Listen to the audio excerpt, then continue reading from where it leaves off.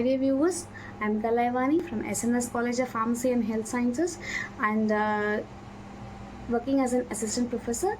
Today we are going to see the topic plant growth regulators.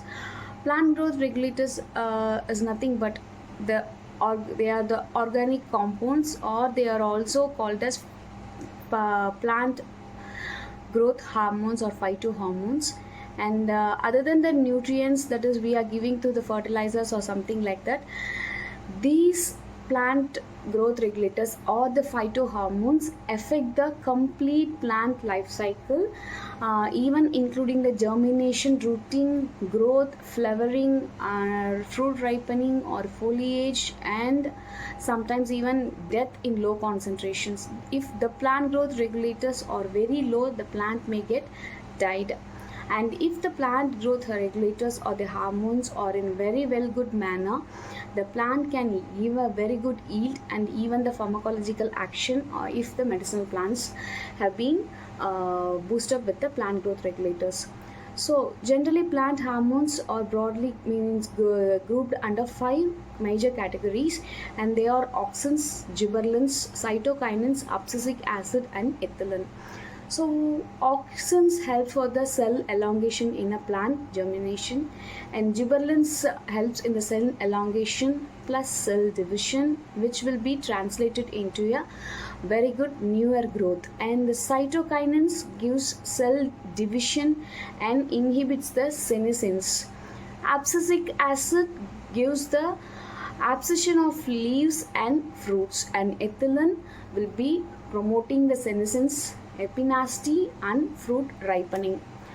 So coming to the auxin, it is an indole acetic acid which has its COH as its functional group, and it increases the plasticity of the plant cell walls, that is the elongation of the cell wall, and is involved in stem elongation. Once the cells get elongation, of course the parts of the plants may also get elongated. So production of auxin occurs at shoot tips, and developing its major role is of about seed developing, that is developing of a seed by elongations.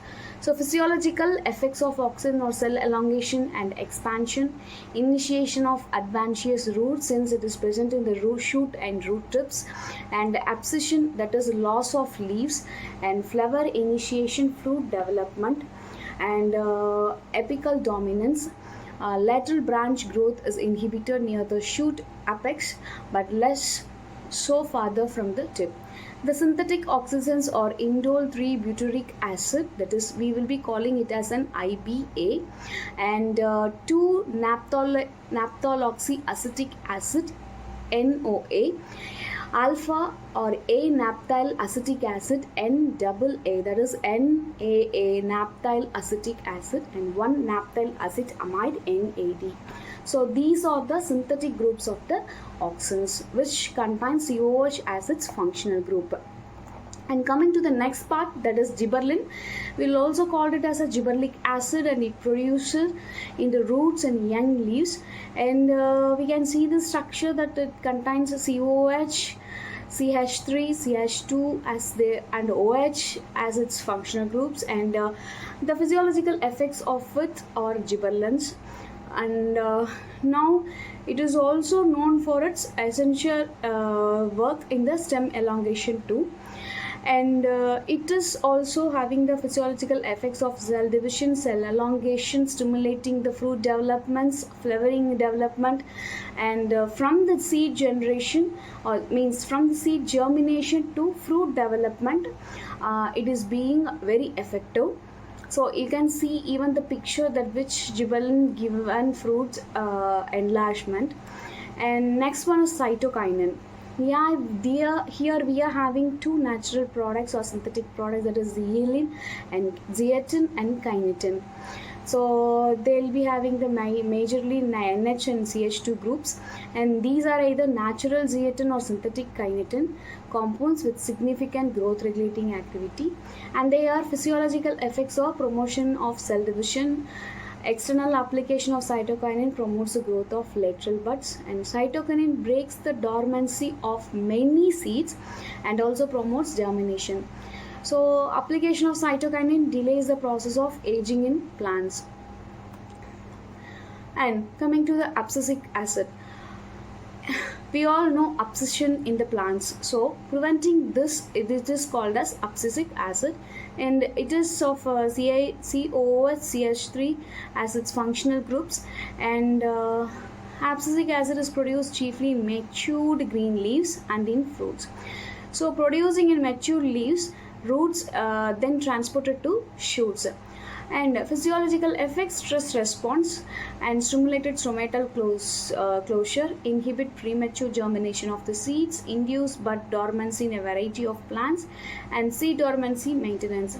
So its cells are become turgid and the stomata is open, and when the ABA, that is abscisic acid, is being given, the cells becomes flaccid and the stomata closed, so that the prevention of abscission is being happen when the abscisic acid is given. So what is about ethylene? Ethylene is a simple gaseous hormone. It usually presents in a very minute quantity in the plants, and we all know that C, which is having a double bond with a single bond with the hydrogen, it is in a CH groups. And physiological effects of ethylene: fruit ripening, of course, even in some fruit shops or fruit vendors using these ethylene for the ripening of fruits, that is faster ripening of the fruits. And but we can't say it is good for health. And the leaf and flower senescence. So senescence is nothing but the fruits, or means the leaves and the flower will not get immediate or easy mature, so that this ethylene will be using. And leaf and fruit abscission, controlling separation of plant part from the main body. And flowering, ethylene inhibits flowering in most species but promotes it in a few plants such as pineapple, bromeliads, and mangoes. So this is about your plant growth regulators or phytohormones, and thank you so much. We'll see you in the next class. Hi dear viewers, I'm Kalaivani from SNS College of Pharmacy and Health Sciences, and working as